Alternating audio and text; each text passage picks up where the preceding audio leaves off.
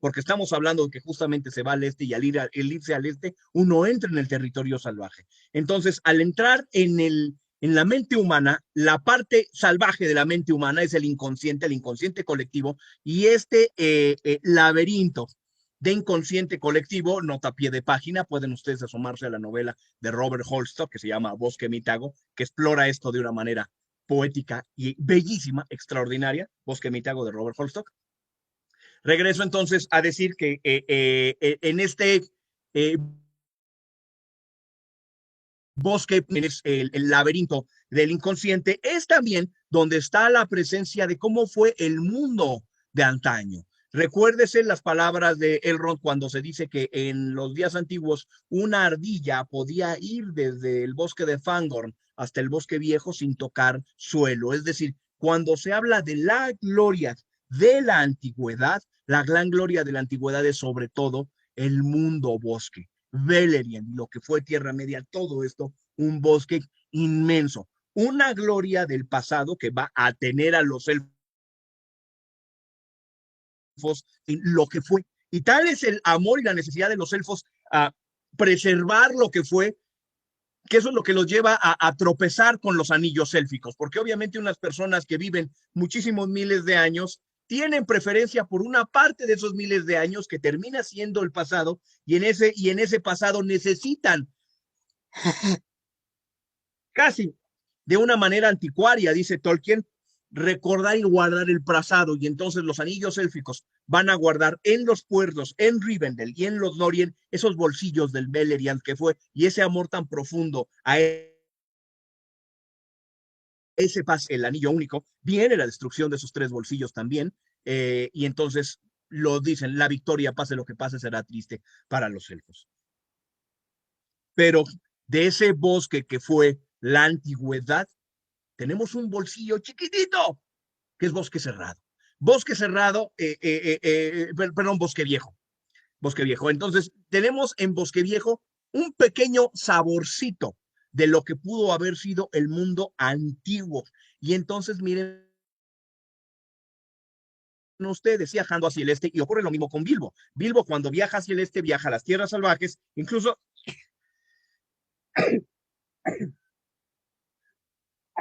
Ay, y estoy como Bilbo en su fiesta de cumpleaños en Esgarot, cuando dijo muchas gracias. Decía yo, siempre el viaje hacia el este es el viaje hacia el territorio salvaje, y entonces miren ustedes el mapa del Hobbit, donde son el, la frontera de las tierras salvajes hacia el este, y el bosque de Mirgud, cuyo referente en las sagas escandinavas era el bosque de lo que era Alemania, la selva negra alemana que se expandía hacia la gran taiga de Rusia. Entonces son los márgenes donde se acaba la civilización hacia el bosque. Pero decíamos, ir hacia el este en el viaje de los hobbits es también ir atrás en el tiempo. Totalmente es un viaje en el tiempo el que llevan a cabo los hobbits cuando se van hacia Bosque Viejo. Si nosotros nos preguntáramos desde la mente de Tolkien, después, ¿qué hay más allá de la comarca? Y Tolkien con la lupa nos va mostrando cómo después del río Brandivino están los Gamos, y después de los Gamos está la cerca que hay por la que pasan hacia Bosque Viejo. Nos ha llevado con la lupa, y entonces Tolkien mismo se pregunta, ¿qué hay más allá? Lo que hay más allá es la antigüedad de las Islas Británicas, la antigüedad del mito, la antigüedad más profunda, que es el bosque y los túmulos, porque los túmulos hacen referencia a la civilización neolítica que tuvo presencia hace más de 10.000 años en las tierras, en Europa.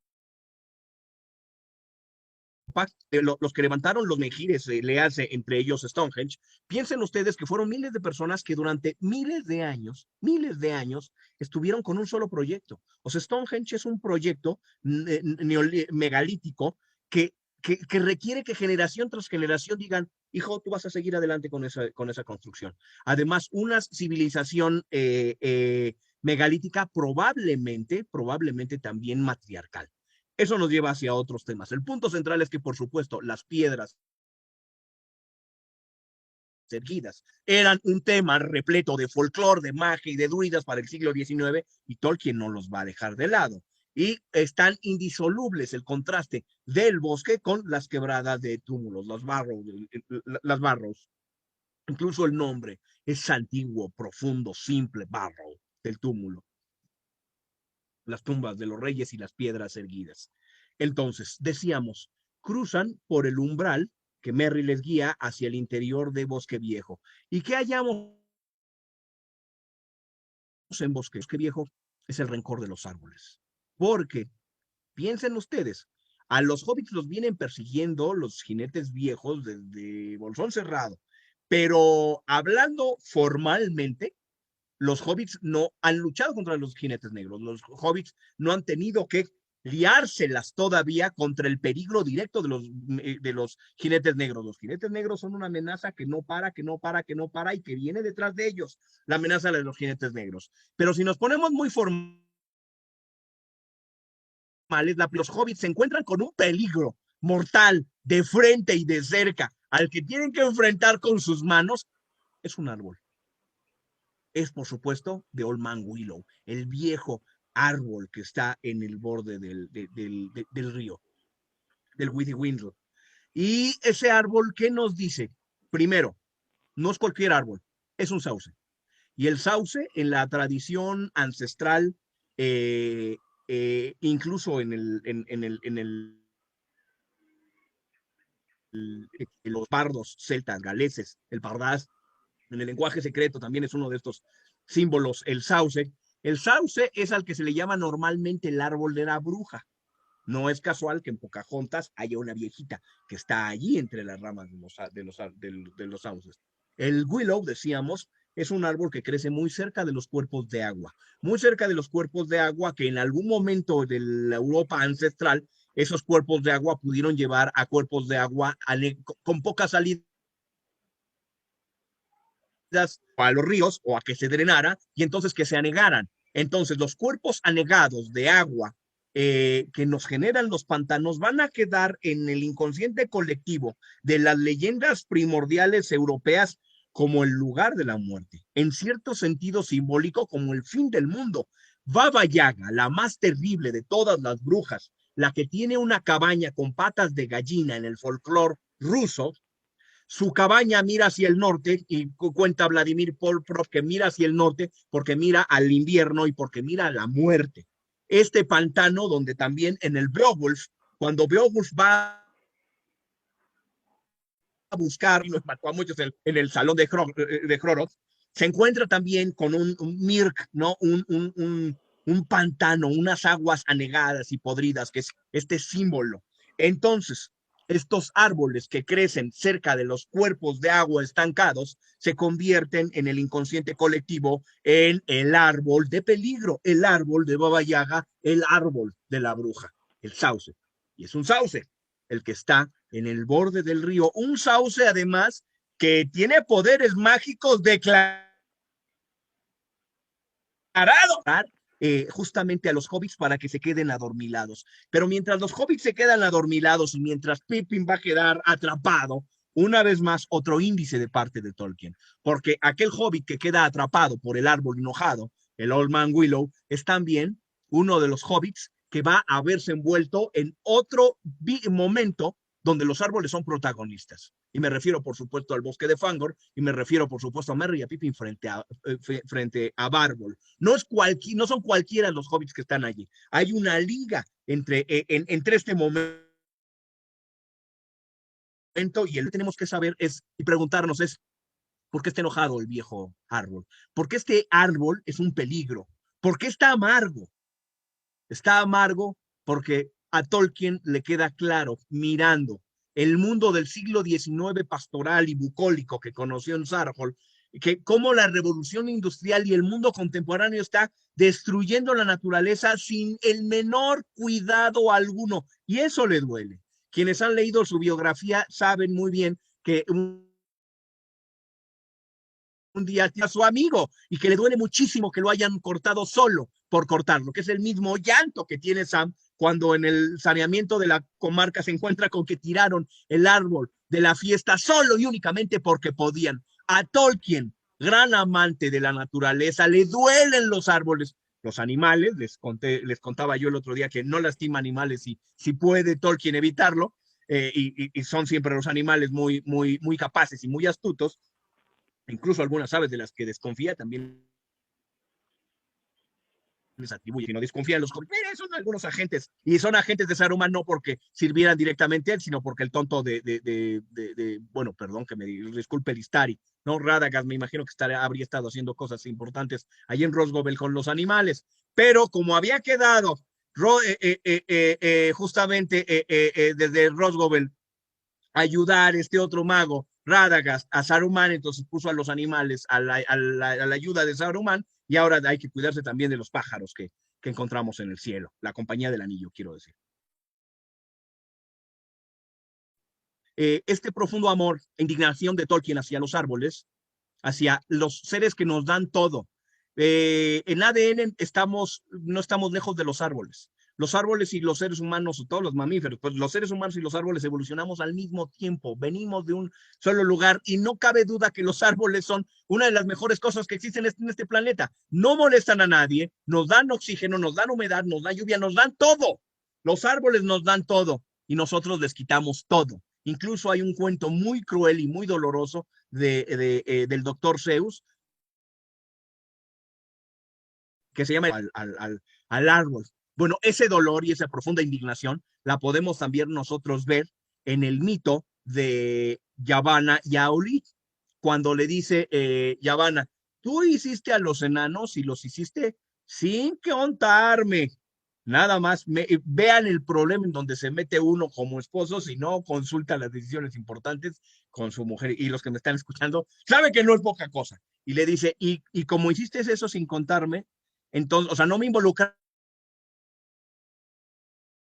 Pues, y tú, egoísta, Auli, que no me involucraste en tu proceso, tus enanos no tendrán el menor cariño hacia las cosas que crecen. No te importó meterme en tu gran proyecto.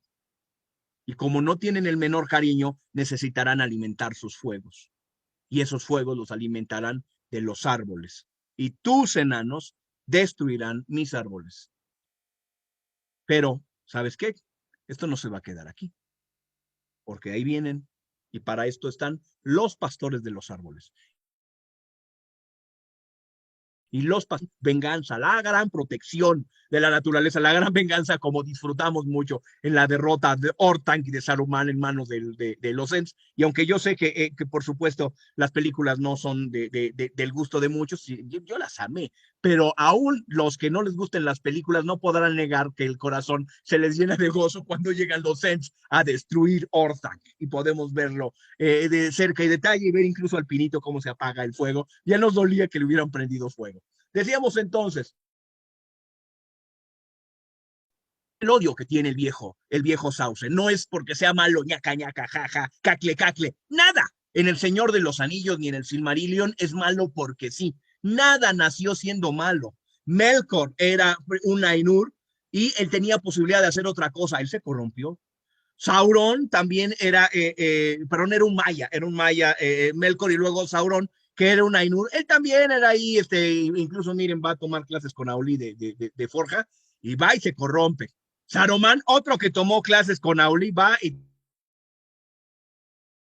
también se el camino, incluso en los mismos niños que se come Gollum, pues Gollum no nació maligno y sabemos que el mismo Gollum va a salvar al mundo. Denethor, todos, los mismos orcos que fueron elfos, todos tienen una razón para estar llenos de dolor y lastimar al mundo de regreso. No hay blanco y negro en El Señor de los Anillos, como se ha querido acusar. Hay muchísimas sutilezas que llegan a extremos, claro, y esto lo ha mencionado Tolkien, en El Señor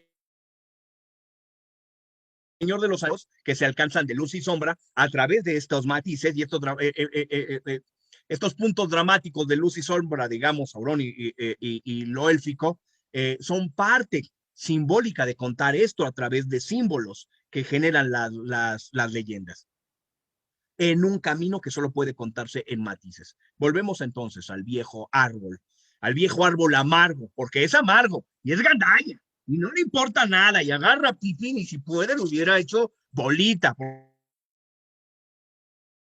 porque llega, pueden prender fuego al árbol y a ver si así lo suelta, y lejos de sentirse intimidado, el árbol dice así, pues empieza a apretar por dentro a Pipi. No, es cruel, tiene el corazón negro. ¿Cómo no va a tener el corazón negro si nada más queda una bolsita así, así de este tamaño, de bosque del mundo, que algún día fue bosque? ¿Y saben quién destruyó eso? Los Númenóreanos. Hasta allá llega la potencia narrativa de Tolkien. Los herederos de la gran victoria, de la guerra, de la cólera, de esa victoria y bendecidos por los Valar, se van a convertir en una amenaza imperial. Se van a convertir en una amenaza imperial que van a llegar y sin ningún tipo de cariño van a someter a los pueblos humanos a los ancestros de los dunledinos y a los ancestros de otros los van a someter porque pueden. Y ustedes saben qué tan poderoso era la presencia de los Númenóreanos que incluso ante la presencia de Ar-Pharazôn, Sauron mismo dice, no, aquí ya me la peleé, y él se va con no hay negro y blanco, que no es que los Númenóreanos, herederos del oeste, fueran toda la posibilidad de la bondad, son humanos, y como humanos en un proceso civilizatorio y en un proceso imperial acabaron con los grandes campos de Eriador. Luego, por supuesto, vino la guerra, ¿no? No vamos a quitar de lado gran parte de la segunda guerra, de la guerra al final de la segunda edad, va a acabar con muchos de estos campos, y bueno, y nosotros sabemos también que la guerra que se llevó a cabo contra el rey brujo, ya de la tercera edad, esa guerra que se llevó contra el rey brujo terminó de romper los reinos que estaban allí, Arnor, Cardolan, Rudolf, y que lo que quedaba entonces de bosque se acabó. El hecho real es que los humanos y sus guerras han arruinado la naturaleza y han dejado de bosque nada más un pequeño bolsillo. ¿Cómo no va a estar enojado el viejo Sauce? ¿Cómo no va a estar enojado? Y entonces, los hobbits van a chocar con el primer peligro mortal, y ese primer peligro mortal, no, que se los quiere comer, es un monstruo generado por el rencor de la destrucción de la naturaleza, de la destrucción del bosque. En el fondo, ¿quién no se sentiría así si le hicieran lo mismo a todo su pueblo? Es la misma sombra de encono que hace que los ucornos, que son movidos por los Ents cuando van a la destrucción de Orthanc, se queda el bosque de los ucornos allí, y ese bosque de los ucornos acaba con los orcos, ¿no? Va a vengarse de todos los humanos anteriores, pero sí pueden vengarse de estos orcos en particular que vienen aquí. Es muy antiguo y profundo el encono que tienen los árboles para los humanos. Y vaya que lo mismo han de sentir muchos de los animales. Piensen ustedes en esta historia brahmánica de un humano al que agarra a un tigre y se lo va a comer, y llama a una corte de los animales, y en la corte de los animales solo el perro y el caballo hablan a favor de los humanos. Todo desgraciado, cómetelo. Y son salvados los hobbits. Y son salvados los hobbits por la providencia del caso extraordinario de un sujeto sencillo con un sombrero azul y unas botas amarillas. Tom Bombadil. ¿Quién es Tom Bombadil? Tom Bombadil, para empezar, era un muñeco que tenía Priscilla Tolkien en su casa. Antes de que se escribiera El Señor de los Anillos, y antes y que incluso, vaya, nos dice, es mi marido, antes incluso de que estuviera el Hobbit en redacción, había un muñeco de este tipo gordito, con su gordita, con su sombrero, ¿no? Entonces, esos son los orígenes de Tom Bombadil. Ahora, sabemos que todo tiene un origen, y que los elfos tengan un origen escandinavo, los elfos de Elfheim, tiene la misma presencia literaria que Tom. Pero no solo eso, lo voluntariamente como un autor, Tolkien pone en medio, en este momento, la anomalía narrativa más extraordinaria de toda la obra. Todos los elementos paradigmáticos que sostienen la obra, con Tom Bombadil no tienen la menor trascendencia. ¿Qué es Tom Bombadil? Tom Bombadil, en las palabras de Tolkien, es la expresión salvaje de la puerta que siempre debe quedar abierta en cual la realidad no es como ni siquiera el autor mismo cree que es. Lo aclararé. Toda novela es un postulado de parte de un autor de construir un sentido al mundo, toda novela. En ese sentido, en Tolkien es más claro la palabra mundo porque él está construyendo el universo de Arda, de la Tierra Media, para sostener su historia de esta narrativa. Pero dice Tolkien, lo aclara en una de sus cartas, que la vida real está repleta de cosas absurdas que nosotros no entendemos, que nosotros no entendemos. Y en esos absurdos que nosotros no entendemos, la aparición del absurdo hace curiosamente más real esta historia, porque lo absurdo puede que en una novela que funcionara como un reloj perfecto, no tomara en cuenta que la realidad está repleta de momentos que no nos esperamos, de cuando le haces así y te cae una corcholata de no sé dónde, ¿no? Por ejemplo, Buñuel creo que es el que venía en del aire, le cayó un casco nazi en la mano aquí en México. Es absurdo, además, que aquí en México estamos bastante acostumbrados y que incluso el realismo mágico es un coqueteo con ese absurdo muy interesante. Pero no es solo eso, Tom Bombadil, por supuesto. Porque si bien Tolkien pone a Tom Bombadil como esta puerta y esta ruptura donde todos los demás paradigmas quedan abiertos, Tolkien también se cuida de no dar una explicación. Y cuando le dicen y le preguntan, ¿quién es Tom Bombadil? ¿Quién es Tom Bombadil? ¿Quién es Tom Bombadil? Dice, es una respuesta. No debe quedar sin contestar porque para empezar, la puerta de esta apertura hacia lo salvaje queda muchísimo más claro si está en la puerta del misterio. Y la puerta del misterio significa una cosa, aplicabilidad. Aplicabilidad en contra de alegoría. Este es un viejo tema. En Tolkien es un viejo tema al acercarse a la literatura y cómo lo veía él. En resumidas cuentas, la literatura alegórica te dice una sola cosa. Por ejemplo, del hijo pródigo, solo está diciendo una cosa, que Jesucristo en su parábola está diciendo, aquel que se arrepienta será tomado en cuenta por mi Padre en el reino de los cielos. Cuando C.S. Lewis escribe las crónicas de Narnia y dice que Arslan, el león, él dice, este león es Jesucristo. Y un Jesucristo muy enojón, de mí pensaría yo, dicho sea de paso. Y Tolkien discute contra C.S. Lewis y le dice, estás haciéndolo mal. Y C.S. Lewis dice, no, yo quiero que los lectores se encuentren a cristianizarlos. Y dice Tolkien, eso está echando a perder tu historia. Si de veras honras cualquier legado ideológico, religioso, el que fuera, entonces lo que haces es hacerlo con todo tu corazón y que viva lo mejor posible y que sea cada lector el que le dé la aplicabilidad que quiera, dice Tolkien. Entonces, no hay una respuesta única para nada en una obra maestra, lo dice Milán Kundera. Las obras maestras son como cebollas a la que cada pueblo y cada persona le quita capas y seguirá encontrando significaciones. De modo que es que voluntariamente Tolkien dijo no voy a responder sobre Tom Bombadil porque debe quedarse la puerta abierta, la puerta del misterio, la puerta abierta del misterio hacia el absurdo que se cuela hacia la realidad, pero no solo eso, sino hacia la aplicabilidad.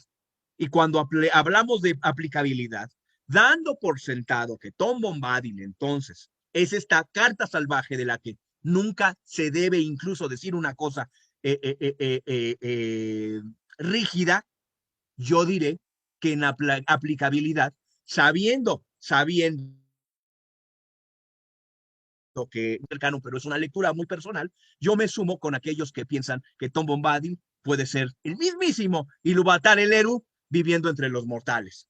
Y habrá quien pudiera decirme, no, no, no, queda claro que no por lo mismo que acabas de decir anteriormente. Sí, pero estoy hablando de aplicabilidad y en la aplicabilidad, discúlpenme, ahí les va los elementos con lo cual podemos sostener esto y decir, es aplicable.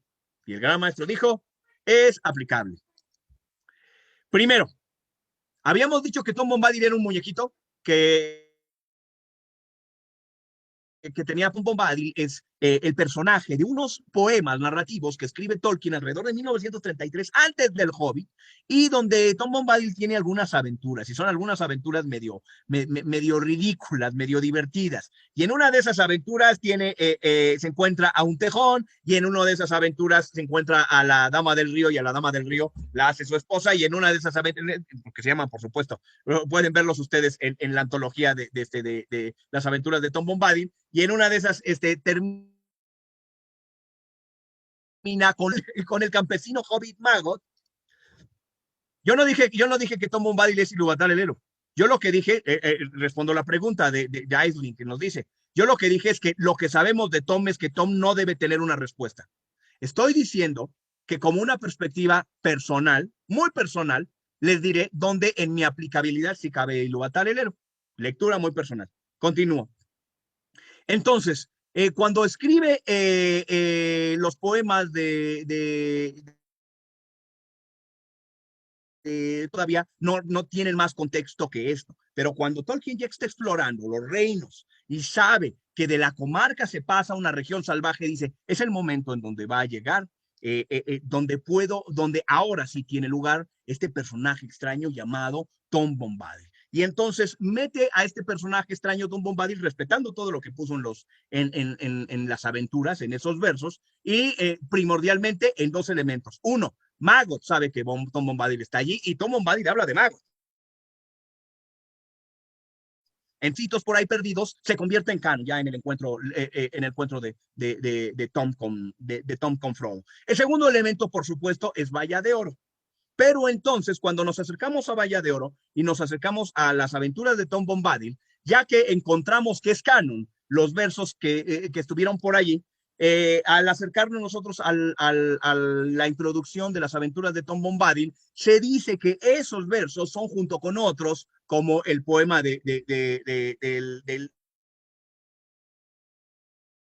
tío y del troll, que son poemas que pertenecen a la tradición popular de los hobbits. Esta tradición popular de los hobbits, donde incluso dice directamente el autor del prólogo, que puede ser el mismo Sam, algunos de estos los pudo haber escrito el mismo Sam, como el caso del troll y del tío, y dicen y que cuando frente a los trolls pretificados echa esta canción Sam, dice Frodo, a mí se me hace que esa canción la hiciste tú. Varios de los poemas de allí pudieron haberlos hecho, si no Bilbo, perdón, no, por ejemplo, está el poema de la princesa She, que entonces pudo ser uno de estos activos élficos de Bilbo, o en la tradición popular, el Fastito Calón, que es esta enorme tortuga con una ciudad encima que al darse la vuelta, y que es como la versión de la tradición popular de los hobbits de la antigua Númenor que se hunde. Entonces, en el momento en el que el prólogo de las aventuras de Tom Bombadil dice, ¿qué creen son poemas de los hobbits? Entonces se convierte en canon. Esos poemas fueron compilados y que existen en la comarca. No es tanto como Egidio el Granjero de Ham, que puede ser ensamblable en la cronología de la Tierra Media, también Conan, pero esa es otra historia. Estos poemas de las aventuras de Tom Bombadil los podemos hallar en la lógica interna de la narrativa de El Señor de los Anillos. Y entonces volvemos a lo que sí sabemos de Tom, antes de contarles de mi propia aplicabilidad. Lo que sabemos de Tom es que el bosque viejo es tan primitivo que Tom Bombadil habla en el lenguaje primitivo, la palabra de poder, y la palabra de poder es el can. Y esto es crucial. Y todos los que me están escuchando saben que en un momento Ilúvatar el Eru comenzó a cantar, y al comenzar a cantar se crearon los Valar, se creó la Tierra Media y comenzó la armonía de lo que es la primera Arda, la segunda Arda y vendrá la tercera Arda maculada. Es decir, la canción es creación. Y esta canción es creación, obviamente atraviesa toda Tierra Media, sabiendo nosotros que las palabras tienen mucho poder, y eso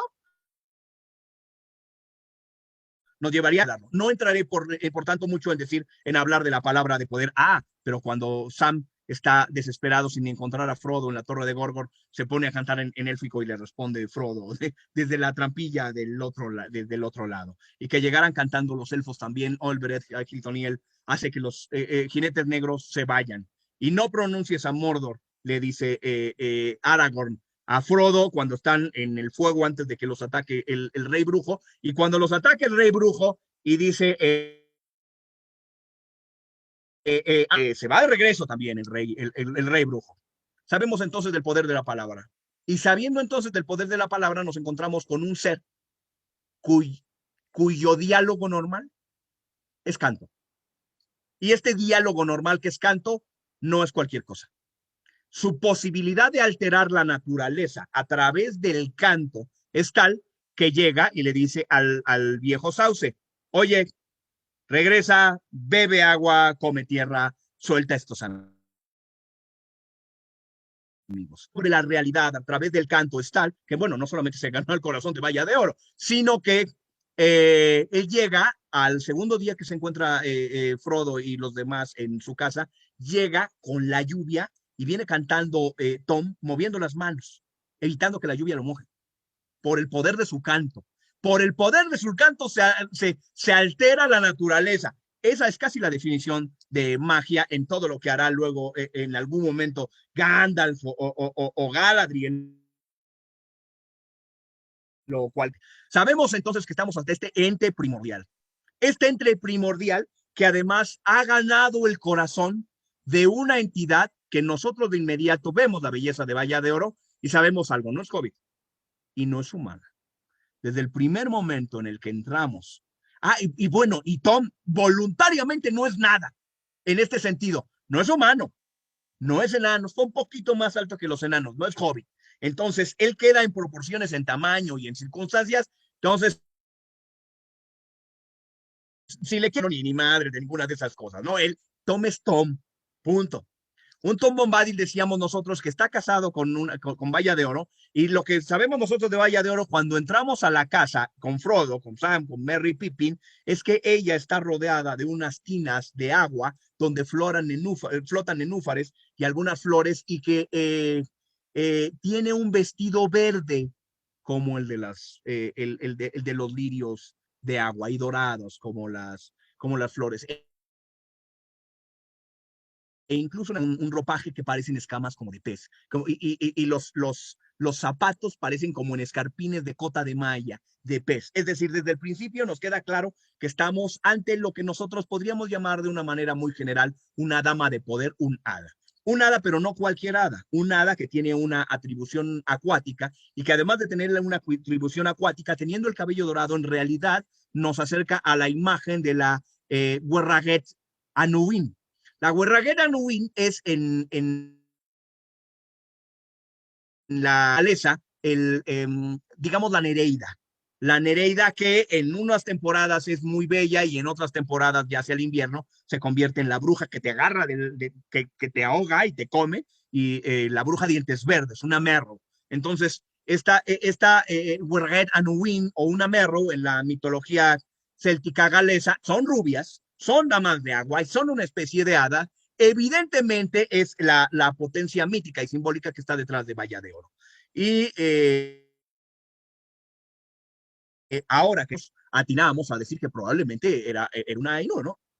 Era una maya, perdón, que probablemente era una maya, tal cual como era una maya Melian, y Melian corresponde a todo el cuadro de lo que es una reina de las hadas, tal cual, ¿no? Es otra dama de poder y otro modo de representarse como entre los mortales. Y entonces es esta maya la que es la amada de Tom Bombadil, y entre ellos dos hacen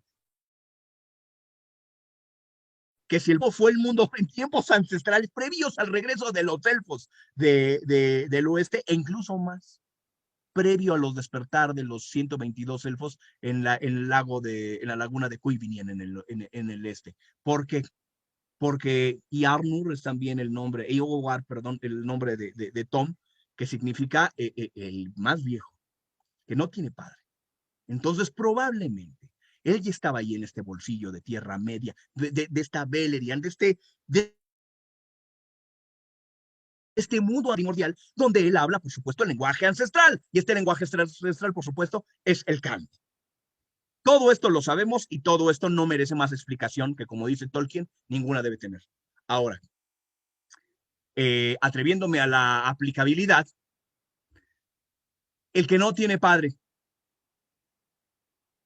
¿Por qué no pensar, divertirnos en pensar que Ilúvatar el Eru, en un rasgo de absoluta humildad, dijo, vamos a ver el mundo que acaba de jugar rol en mi propio mundo? Y entonces, el que no tiene padre habla el lenguaje primordial. Y el lenguaje primordial con el que Ilúvatar el Eru ha creado todas las cosas, las habla y las tiene aquí sin mayor, para el desempeño normal de este pequeño bolsillo de donde no quiere salir y no necesita salir, y el mundo a su alrededor se queda en la antigüedad atrapada. Pero no solo eso, sino que Ulmo del mar, y es el heraldo en la medida en la que el mar es, es la voz de Ilúvatar el Eru. El mar no es cualquier cosa, no es hay un elemento más. El mar es el heraldo de perdón, el mar es la voz de Ilúvatar el Eru. Ulmo, su guardián. Entonces, en Valla de Oro, que es una criatura acuática, que es una criatura de río, se encuentra también un eco primordial, casi como si habláramos desde esta muy aventurada versión, muy personal de la lectura, como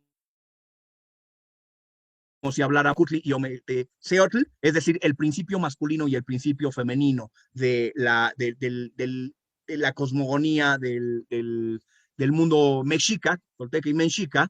En esa medida está representada el principio masculino y femenino de Ilúvatar el Eru en Valla de Oro y Tom. No me detendré más en este gusto divertido de esa aplicabilidad, pero diré una cosa más al respecto de Tom. Tan es que, claro, que el mundo a su alrededor no tiene las mismas reglas, que no solamente se quita el viento de encima con las manos y cantando hace que el árbol suelte a Pippin. La prueba final y magna de que Tom Bombadil, por la explicación misteriosa, nunca sabida, y que cada quien la encuentre, quiera, el anillo no lo afecta. Tom Bombadil ve a Frodo cuando se pone el anillo y le dice, siéntate, se ve más bonita tu mano desnuda. Tom Bombadil es capaz, señores del bosque, y nadie en Tierra Media puede hacer, que es estar por encima del yugo del poder absoluto. Porque si la Tierra rota, recantada por Mercury y los Valar, es el anillo de Morgoth, le llama en uno de los borradores y de los ensayos Tolkien, dice, el anillo de Morgoth es esta Tierra Media revuelta ya con lo que hizo Mercury, lo que hicieron los Valar. No cabe duda que Sauron toma todas las fuerzas de la naturaleza y atrapa el tiempo, que cuando el anillo está presente, la espiral del universo se para y se convierte en un círculo cerrado donde, por ejemplo, ninguno de los que mueren puede ir a donde va y donde merece, y entonces se quedan atrapados los espectros del anillo en no ser nada más, están atrapados en el círculo cerrado que cuando se pone Bilbo el anillo, lo carga con él todos los años que lo tuvo, no envejece, el anillo para, es decir, el anillo es si en el anillo único está representado todo arruinado a las sociedades humanas, y es la gran alegoría del poder que pudre, uno de los más grandes deseos de toda la humanidad y del deseo del poder de toda la humanidad es no morir. Y no morir significa también no cambiar. Y pues, si toda la humanidad pudiera, nada cambiaría. Todos quisiéramos que nuestros padres nunca se murieran, que la casa, que el perro, que el trabajo, que ese atardecer hermoso, que nada cambiara. Es la pulsión máxima de toda la humanidad. Y entonces el cambio diario genera todas las historias y toda nuestra madurez, y todo nos lo genera enfrentarnos al cambio de algo que nunca más volveremos a ver. Y vivimos, si bien nos va a 80, 90 años, 70, lo que ustedes gusten, los elfos ven pasar miles de años y ven esa transformación, y esa transformación les duele, porque en su memoria ellos estuvieron en Amán, estuvieron en el Avalon simbólico, estuvieron en Valinor y vieron esta belleza y esta perfección que nunca se va a volver a repetir. Y cuando aman algo, eso lo vuelven a perder ese árbol, todo se transforma. Y entonces también los elfos caen en la tentación de decir, yo no quiero que cambien las cosas y que sean como fueron en Beleriand. Y se hacen los 3 anillos élficos. Todo eso a Tom Bombadil le es absolutamente indiferente. Ve a Frodo con el anillo y luego él se lo pone y no se hace invisible. Y no cae y no le importa si este anillo va o este anillo viene. ¿Por qué? Porque Tom Bombadil paradigmas de la realidad para hacer a la realidad más real. Lo diré una vez más. Si establecemos las líneas de realidad de cómo debe ser una historia y donde definitivamente la muerte está hasta el final y donde la esperanza se gana con mucha diferencia, mucha dificultad y donde creamos un mundo con cronologías y con diagramas y con árboles genealógicos y entonces el mundo de Tierra Media se ve más sólido de lo que nunca fue, todavía más real, porque tenemos un bolsillo de absurdo donde nada de esas cosas aplican, porque también hay sueños, porque también hay milagros, porque también hay cosas que no sabemos de dónde ni cómo pasan, y eso está un bombardeo. También bajo la lectura de aplicabilidad, y luego el héroe podría quitarse y ponerse el anillo y que no le afectara, pero eso ya es licencia poética. Entonces, Tom Bombadil recibe a los hobbits, los alimenta, les dice, prepárense, eh, y Frodo, bueno, tiene dos sueños. En uno de esos sueños ve a Gandalf escapando de la Torre de Orthanc, pero también es en la casa de Tom Bombadil. Es muy importante, es muy curioso los sueños que tienen los hobbits. Pippin y Merry escuchan las ramas que se mueven afuera después del miedo de haber estado atrapados debajo bajo del bosque del viejo sauce, han quedado marcados por la furia del bosque. Y eso los lleva que se concluya la historia con ellos, con la furia del bosque de Fangor, ya lo habíamos mencionado. Sam no sueña nada, ¿no? Su alma de justo lo lleva a que duerma perfectamente. Pero Frodo en la última noche antes de partir, sueña que sube por las torres élficas, las tres torres élficas que miran hacia el oeste. Y ustedes muy bien saben que ya desde ese momento son las torres élficas que miran hacia el oeste y que en algún momento determinado al final de su camino lo reclamarán de regreso al mar del otoño y del oeste, imperecedero. Ya desde ese momento, sea Tom Bombadil, lo que sea, es tal la potencia de su presencia que Frodo ve como profecía el destino final que lo espera. Quisiera yo saber si tenemos tiempo todavía para entrar a las quebradas de los túmulos, porque una vez más, si acercamos la lupa y las acercamos y las es un poco como la alegoría de que nunca alcanzará, la liebre nunca alcanzará a la tortuga, Aquiles nunca alcanzará a la tortuga. Claro, pues si puedes hacerlo en 15 minutos o 20 máximo. Órale, está bien. Va. Muy bien. Adelante. 15 minutos. Entremos entonces a la quebrada de los túmulos. Ya mencionamos hace bueno, hace un rato, ya mencionamos hace rato que ir hacia el este ese ir hacia el pasado. Este viejo es al pasado ancestral de la Europa repleta de bosques, del mundo antes de la humanidad y también de la Beleriand repleta de bosques. Y esto también se aplica a el pasado ancestral protohistórico, megalítico de las Islas Británicas, de toda Europa, pero hablemos de las Islas Británicas, que es la inspiración central, sobre todo para este episodio. Porque nos encontramos con los túmulos, y los túmulos son las tumbas de los reyes antiguos, y esas tumbas de los reyes antiguos, pues se levantaron en muchos lugares de Europa, pero de los reyes antiguos son uno de los ejemplos de cómo funciona la magistral pluma y el genio de Tolkien. Por una parte, hablando en términos completamente pragmáticos y narratológicos, es los hobbits van a enfrentarse con un peligro mortal surgido de los mitos más ancestrales de las Islas Británicas. Porque si nosotros rastreáramos el origen de todas las leyendas, nos encontramos en un origen a los megalíticos Entonces, en estos megalitos, noten ustedes que están las quebradas de los túmulos y van Frodo con los ponis y con sus compañeros, y entonces se detienen a dormir. Y ahí tuerce la marrana, tuerce la cola o la marrana, como sea la frase. Se detienen a dormir y entonces, aunque el sol está cayendo encima de la piedra erecta en la que se han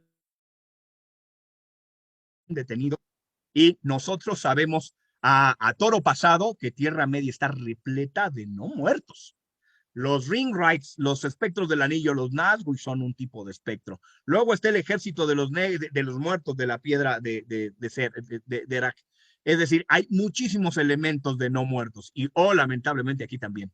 Y Tolkien con su sutileza total y absoluta nos da el primer símbolo de que las cosas están mal y de que nos acercamos a la puerta de la muerte cuando está el sol y todos ellos sienten frío con la piedra sobre la que están recargados. Luego se levantan y se meten tratando de llegar al camino hacia el norte, de alcanzar el camino que va del puente de Brandivino hacia Bree. Y cuando van en esa ruta, se cierra sobre ellos la niebla y cerrándose sobre ellos la niebla se levanta un par de menjires. Esa imagen lo es todo. Es decir, los menjires no estaban. Desde la vista lejana, los menjires no estaban. Pero una vez que han pasado mundo de la frontera de la muerte, es que ahora sí aparece la gran amenaza ancestral de este recuerdo megalítico de los dos menjires por donde llegan como umbral a la frontera de la muerte. Y aquí tenemos que decir algo muy importante. En el mundo céltico, la niebla es el traspaso al otro mundo, un otro mundo que no es del todo traducible como inframundo, pero que también. Es decir, cuando hablamos del inframundo griego, pues queda muy claro que está Hades y queda muy claro que está Micantecutli en el fondo. Pero para el mundo céltico de las leyendas, la niebla te permitía pasar a ese otro lugar. Y ese otro lugar podía ser la muerte, pero también la muerte desde este mundo, desde esta perspectiva céltica, no necesariamente era un lugar donde estaban los muertos, sino era un lugar donde se podía preservar la vida. La isla de las manzanas, Asfalón, Avalón, es eso, es a donde llevan a Rey Arturo. Es el lugar más allá de las nieblas de Avalón. Es una novela de entonces, en la mitología céltica de pronto había unas praderas y en las praderas pasaba la niebla y tú cruzabas y ya estabas del otro lado. Tirna Nog, también la tierra de los jóvenes, del otro lado de la niebla. El caso más claro de esto es un relato que conocía muy bien Tolkien acerca de Pigüil, el hijo de Praedere, que cruza la niebla y llega a Nubin, llega al inframundo celta. Bueno, se cierra la niebla y cerrándose la niebla, se cierra el momento iniciático. Este momento iniciático es paralelo al momento iniciático de Bilbo Bolsón. Bilbo Bolsón va hacia el este, se enfrenta con unos monstruos salidos de lo profundo de la mitología, que son los trolls, hace lo mejor por intentar salvarse, no lo logra, pero le echa muchas ganas. Y echándole muchas ganas, llega Gandalf, lo salva, y en el salvamento dice Gandalf, mira, por cierto, no, ni siquiera Gandalf le dice nada. Bilbo encuentra a esa daga élfica en funda de cuero negro, y armado con una daga. Ocurre exactamente lo mismo en las quebradas de los túmulos. Se meten en un problema donde echan lo mejor que puede de sí. Frodo, ahorita vamos a pasar al detalle, y haciendo lo mejor de sí, aún así no es suficiente y tiene que llegar, así como llegó Gandalf, que no era ningún mortal, llega Tom Bombadil, que no es ningún mortal, a salvarlos del aprieto a los enanos y a los hobbits. De otro modo no lo hubieran podido haber logrado. En ambos casos sacan tesoros para que se queden ahí con el mundo y salen algunas de estas dagas anchas, cortas, de 30 centímetros de largo. De 30 a 45 es la medida general, pero obviamente muy probablemente era la medida de 30 para los hobbits. Entre el pugio romano y la gladio sería Eleke, yo creo que era más como el pugio romano, las dagas de Westerner, las dagas que traen los hobbits. Entonces es el mismo proceso, es casi la muerte, llega Gandalf, llega Tom, los rescatan, se hacen de las armas y quedan iniciados. Regresemos un poco más entonces a la que es el traspaso hacia el mundo, hacia el inframundo, y traspasado el inframundo, cruzan los umbrales, los menjires, y obviamente los recibe del inframundo el tumulario, la criatura no muerta. Una criatura no muerta que, dicha sea de paso, está muy activa y estaba casi esperándolos, porque el jinete negro, porque los jinetes negros vienen para acá y porque el rey brujo anda moviéndose. Después de que se van Frodo y los demás, el rey brujo pasa a visitar a los tumularios. Dice, ¿qué pasó? ¿Dónde? ¿Cómo va la cosa? ¿No? Es decir, la misma la ruptura de la realidad hecha por el anillo único que no permite que el tiempo y la muerte se resuelvan y sigan adelante, es lo que genera la existencia de estos no muertos, y la existencia de estos no muertos entre el tumulario es lo que lleva finalmente a la captura de los hobbits prisioneros allá en el fondo. ¿Y qué pasa? Están prisioneros los hobbits, vestidos de blanco, listos para el sacrificio, como los reyes antiguos, llenos de anillos y llenos de collares, y la voz del tumulario es así como Tom Bombadil, capítulos atrás, era una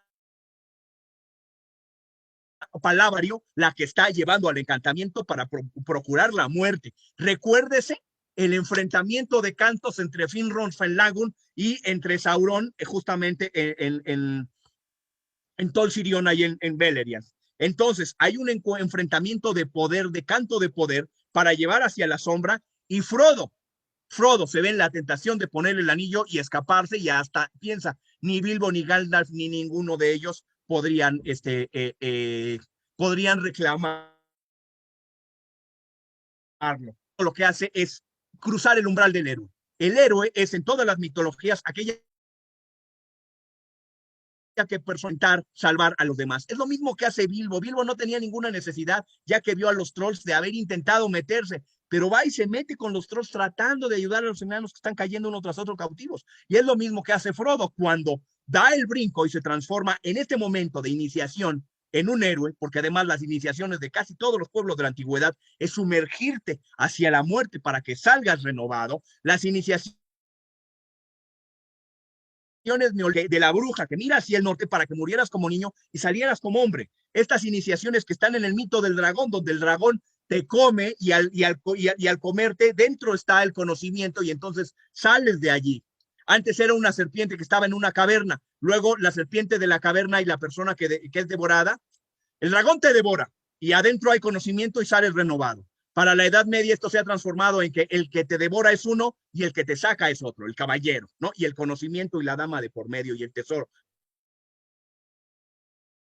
que es el conocimiento. Entonces, Frodo hace su iniciación de héroe en el momento en el que toma la espada que allí está junto y le corta la mano al tumulario, y entonces se gana la honra de ser el héroe, y en esta iniciación es el momento donde se rompe la puerta, se rompe el muro y llega Tom Bombadil y lo saca de allí y se complementa. ¿Y qué hace? Saca todos los tesoros y dice, la luz del sol lo esparcirá. Pero en esos primeros momentos ocurren cosas muy interesantes. Una de las cosas muy interesantes es que Tom Bombadil toma uno de los medallones que tiene un zafiro y dice, la mujer que lo portó era muy hermosa y muy triste. Ahora este broche estará con valla de oro. Porque si por una parte Tolkien está sacando todos los mitos ancestrales, legendarios, para contarnos esto y que golpeen en nuestro inconsciente colectivo, por otra parte tiene la explicación histórica perfecta. Y en la explicación histórica perfecta nosotros sabemos que estos túmulos existían en la Tierra Media mucho antes de que Númenor se levantara. Eran túmulos que ya habían levantado los pueblos humanos que marcharon hacia el oeste. El pueblo de Beorn, de donde iba a salir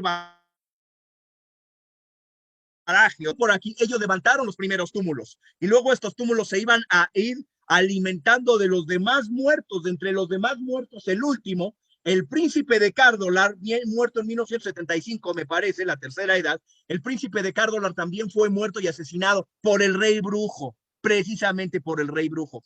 Y Merry tiene la visión. Una vez más, Merry tiene la visión y dice, ¡ay! Tiene la visión de ser el príncipe de Cardolan y de ser